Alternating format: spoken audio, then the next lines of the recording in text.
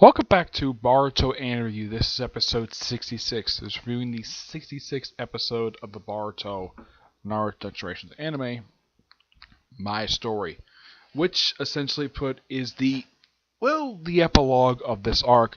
Well, kind of setting up a future arc, but probably not right away. Probably wait a whole year for this one. Okay. Now, this episode looks like it probably used like a lot of unused footage that was never seen in the film, like Boruto, Sasuke, and the Five Kage coming back to the portal, and of course Hinata reunited with Naruto, and of course Imari jumping to Naruto's arms because she's so happy to see him. And this is one of two scenes. We have the entire Uzumaki family. The other one is so adorable. It's basically the four of them. Apparently, Naruto took the time to purchase a new cake because he missed Boruto's birthday. He screwed up on Himari's birthday. So, as an apology, he bought him a replacement cake, and this will be both their birthdays. I'm like, that's ingenious. This never happened in the film because as soon as they defeated the villain, they just jumped ahead like a day or two later, and it was like a really quick cut. Yeah, I thought that was really nice. And about the first half of the episode, Boruto does not have his headband, and then like half of the episode, it's never explained, but somehow he gets his ninja headband back, despite the fact a few episodes back he got his headband taken away from him because he cheated in tuning exams. And they concluded as soon as they got back that the tuning exams got canceled. So they couldn't exactly resume it, but the result they said they're looking at the results over basically people's skill set and see if they possibly advance. Okay, but as far as I can tell, this is not going to be shown for probably a little while because the next episode is a two-part focus on Chocho, which is really weird. Yep. Let's see. Oh yeah, there's a nice little scene with which I thought was really nice. Not only do you see the Uzumaki family unite, but the Uchiha family, Sasuke, Sakura, and Madara, Sakura and Madara giving both Sasuke a big hug. They're so happy to see him. And later on, of course, see Sasuke a few times in the episode, and I gotta say he's used pretty well. And he talks to Naruto that the threat's not technically over yet. There's still one guy out there that they never caught, which I'm so happy that they actually acknowledged the fact that there was one guy who got away. That was a new character. In the post-credit scene, they actually show he's alive, and in the ultimate in this other place, they don't really say what it is. And of course, they also another scene of this is also the same scene where Boruto somehow mysteriously gets back his headband, even though it was never shown to explain. Maybe Naruto thought he was wrong and apologized, realized that he was one kind of pushing to get the ninja tool thing and probably get back his headband. But the episode never bothers to explain of how the heck he got his headband back.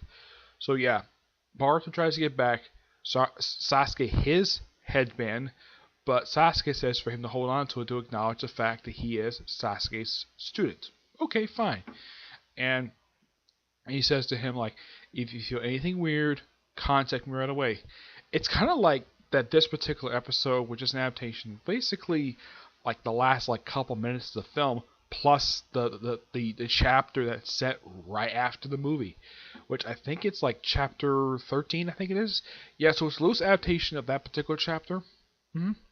And they even do show when Boruto takes off his bandage he's had for pretty much the entire episode. Yeah, I'm glad the fact they didn't have like, oh yeah, his arm is healed like right away. No, he had bandage on. And it does show in the actual anime the first appearance of this mark on his hand that he has in the manga right now. So I would say it takes a few pages from chapter 13.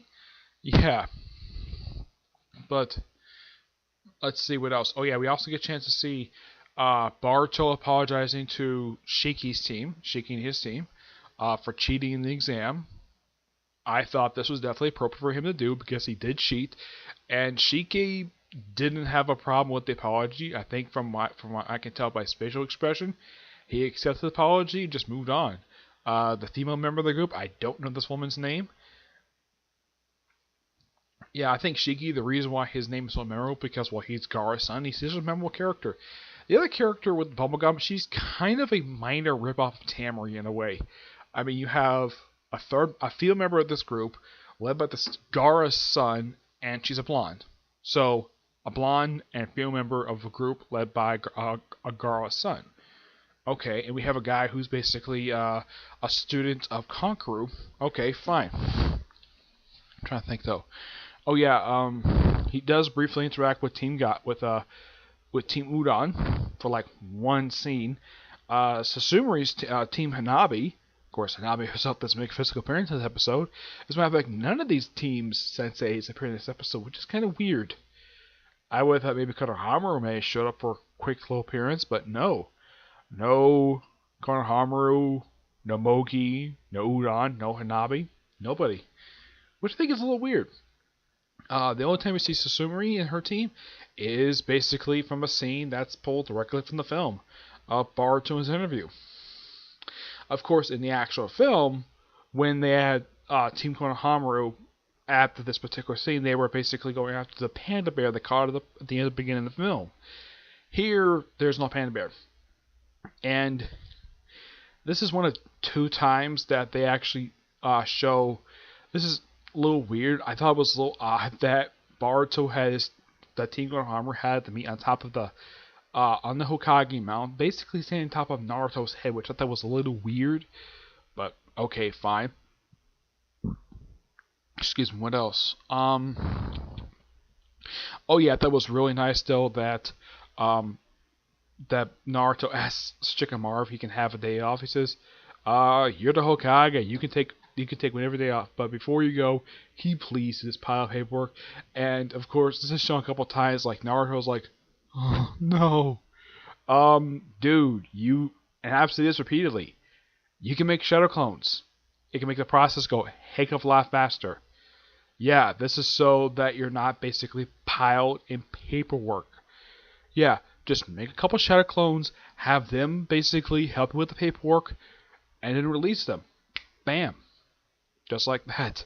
But God forbid the writers actually bother to have Naruto do that. Yeah. So I would say stock footage from the film, I'd say it's very little.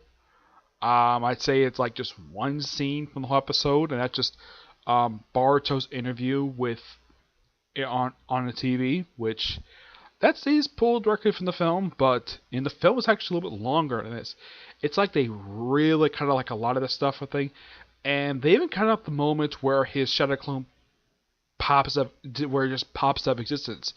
In the film, this happened. Here, it's just they cut away and they don't bother to show up for some reason.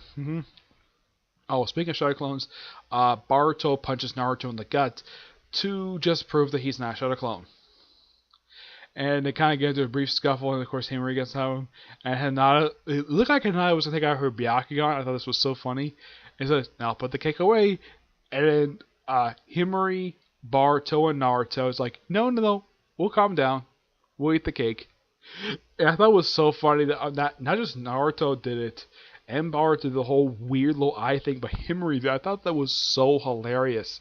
The fact that Himari did it. And she's a cute little girl. I don't know how old she is. I know Boruto's about 12, 13 years old. I think that Himari must be I'd say about 8, maybe. I don't think she's 10. No, I think she's about probably 8 or 9, but she's just an adorable little girl. Yep. Who looks exactly like her mother. Except her head's a little bit bigger. Yeah, that's one thing I noticed about Himari. I mean, she looks almost exactly like her mother, except her head's a little bigger, and the fact she has whiskers on her face, which she gets that from her father, which is nothing unusual for women to look like their mothers, but a little like the father. Yeah, I'm trying to think of what else. Orochimaru makes a brief appearance in the episode. Yeah, in the film he does make a cameo, but he doesn't interact with anybody. Here he has sort of a brief interaction with his son Mitsuke, but he doesn't look at him. He talks about him briefly going to Sage Mode, which is something he did not do in the film, by the way. And he says, okay, he doesn't really care, and he does kind of like says that Boruto's really the son, and Misuke says yes. It's like, okay, you can stay a little longer. And he also says, come visit, come home once in a while. And it turns out that Orochimaru, well, this one, was a snake clone. Which I'm not surprised that he can do this because I've seen wood clones in the series, I've seen shadow clones, I even a sand clone, so why not a snake clone? Yeah, nothing unusual here. Oh yeah, the same scene which is pulled directly from the manga, the whole thing about Sasuke telling Boruto, contact me if you feel a little weird, because they do a brief flashback to the previous episode of Momoshiki give him the curse mark. Yeah, and I thought this was really, and then right after there was this adorable little moment of Sadara basically pulling along her father and says, "Yeah, how long are you gonna stay in the village?" Like another day. I need to analyze data. Says, "Okay, why don't you help me perfect my fireball jutsu?" Which I'm thinking to myself like, terrific idea. Yeah, not a bad idea to do. Heck, even like in the film, I don't think Sadara ever knew the fireball jutsu. I knew at some point she had to be taught the fireball jutsu. I would have thought Kakashi might have helped because, well, I'm sure he knows it. It's a pretty simple jutsu for him to teach. But, nope. Doesn't bother teaching her at all. And having Sasuke teach her, that kind of makes sense because it's a family jutsu, so makes perfect sense. So this might be used in a future episode. So there's that. I'm trying to think, though, was there anything else I missed for this episode? I'm trying to think here.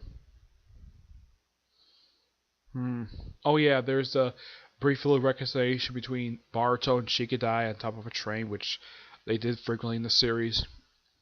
And in the end of the episode, it says, "This is my story, not my dad's story," which kind of makes sense. Yeah. So if you look at it, basically, the way this episode ends, it kind of ends the first era. It's kind of in like the first chapter. It ends another chapter in the Boruto series in a way. Yeah. But otherwise, though, when it comes to this particular arc as well, I would say I think there's like one episode that actually has very little duration for the film. But a lot of the episodes are just expansions on stuff that happens in the film while making alterations here and there. But, excuse me, I say for the story for the film, the show itself stays faithful to it while basically adding a bunch of stuff in. Which you got praised for that.